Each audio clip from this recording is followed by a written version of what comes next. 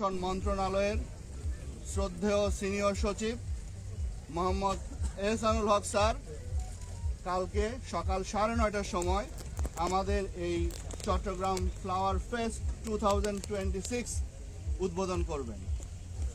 আমি আপনাদের অবগতির জন্য বলতে চাচ্ছি যে এবার আমরা 140 প্রজাতির লক্ষাধিক ফুলের সমারোহ এখানে ঘটিয়েছি।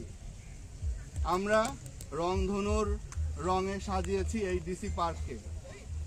আমরা বিশ্বাস করি যে বন্দর নগরী চট্টগ্রাম, যে নগরীতে রয়েছে একটি এয়ারপোর্ট, রয়েছে একটি সিপোর্ট, রয়েছে বিভিন্ন ব্যবসা প্রতিষ্ঠান, এই নগরীর মানুষের ব্যস্ততা অনেক।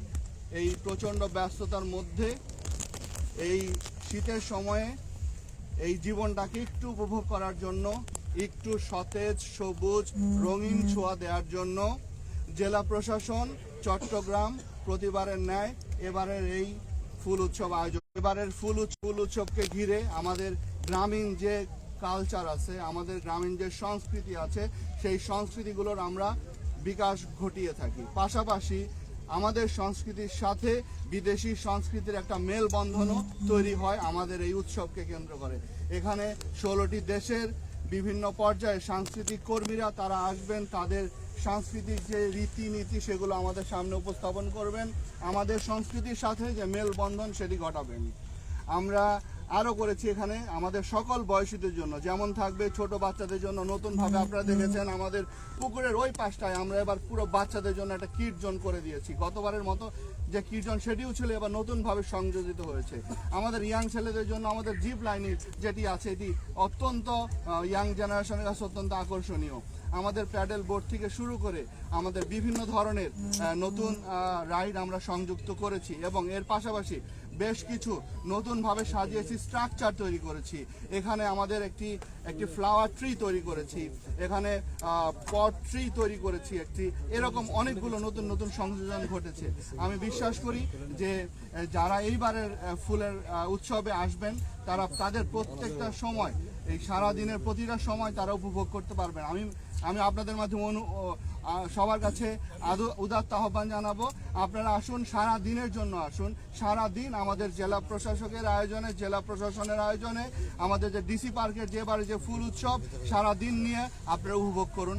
আমরা আপনাদের জন্য নিরাপদ ব্যবস্থা থেকে শুরু করে পার্কিং ব্যবস্থা থেকে শুরু করে সব কিছু আমরা আমাদের প্যাটার্ন অনুযায়ী, আমরা আমাদের সিস্টেম অনুযায়ী সাজিয়ে রেখেছি। আমি বিশ্বাস করি এবার ফুলের উৎসব এখানে উদযাপন করে আসা যাওয়া কোনো পথেই যারা আসবেন, আমাদের সম্মানিত নাগরিকরা যারা আসবেন, তাদের কখনো কোনো জায়গায় কোনো রকমের হ্যাসেলের সম্মুখীন হবে না, এটি আমি প্রত্যাশা করি। Thank you sir. আচ্ছা, আমরা এখানে 140টা ফুলের মধ্যে জাতীয় ফুল শাপলা ফুল দেখলাম না, এখানে চাইলে না জাতীয় ফুল শাপলা আছে। এর পাশাপাশি আরেকটি বিষয় আমি আপনাদেরকে জানাতে চাই, সেটি আপনারা জানেন যে এবার যে আমাদের 13তম যে আমাদের জাতীয় সংসদ নির্বাচন যেটি অনুষ্ঠিত হতে যাচ্ছে আমাদের 12ই ফেব্রুয়ারিতে, সেই নির্বাচনে এটি আমরা সবসময় বলে আসছি যে এটি শুধুমাত্র আমাদের কোনো ক্ষমতার পরিবর্তন না, এটি আগামী বাংলাদেশের একটি রূপরেখা, যেখানে গণভোট অনুষ্ঠিত হবে। সেই গণভোটের একটি প্রচারণা এই মেলাব্যাপী। প্রতিদিন মেলায় আমরা প্রত্যাশা করছি যে 40-50 হাজারের অধিক আমাদের নাগরিকরা আসবেন, তারা এনজয় করবেন। এর পাশাপাশি আমাদের গণভোটের উপর আমাদের যে কার্যক্রম সরকারিভাবে যেগুলো নেওয়া হয়েছে, আমরা সেগুলোর প্রচারণা চালাবো। আমাদের একটি পার্টিকুলার একটি স্টল দেওয়া আছে। আমরা যাতায়াতের সময় রাস্তায় প্রচন্ড যে যানজট থাকে, কিন্তু আমাদের কাছে এই বিষয়গুলো এসেছিল। আমরা ট্রাফিক বিভাগের সাথে কথা বলেছি, কালকে ট্রাফিক বিভাগ তারাও থাকবে এবং আমাদের ইতিমধ্যে এই ট্রাফিক কার্য থেকে শুরু করে আইন শৃঙ্খলা কার্যে যারা আছেন তাদের সকলের সাথেই কথা হয়েছে, আমরা যাতে কিভাবে ডিসিপ্লিন আকারে এই ট্রাফিক ব্যবস্থাকে নিয়ে আসতে পারি। এই জন্য আমাদের এবারের যে আমরা যে পার্কিং এরিয়াটা করেছি সেটা চিন্তা করেই করেছি, যাতে এই ট্রাফিকের উপরে কোনো অবশ্যই এটি চট্টগ্রামের প্রোগ্রাম, চট্টগ্রামকে প্রমোট করার জন্য প্রোগ্রাম, চট্টগ্রামকে উদ্ভাসিত করার জন্য প্রোগ্রাম। চট্টগ্রামের যত ধরনের সাংস্কৃতিক বৈচিত্র্য আছে আমরা সমস্ত সাংস্কৃতিক বৈচিত্র্য এখানে তুলে ধরব এবং প্রত্যেকটা উপজেলা থেকে তাদের সাংস্কৃতিক টিম আসবে, তারা তাদের নিজস্ব যে সাংস্কৃতিক স্বকীয়তা যেটি আছে সেটা তারা পারফর্ম করবে।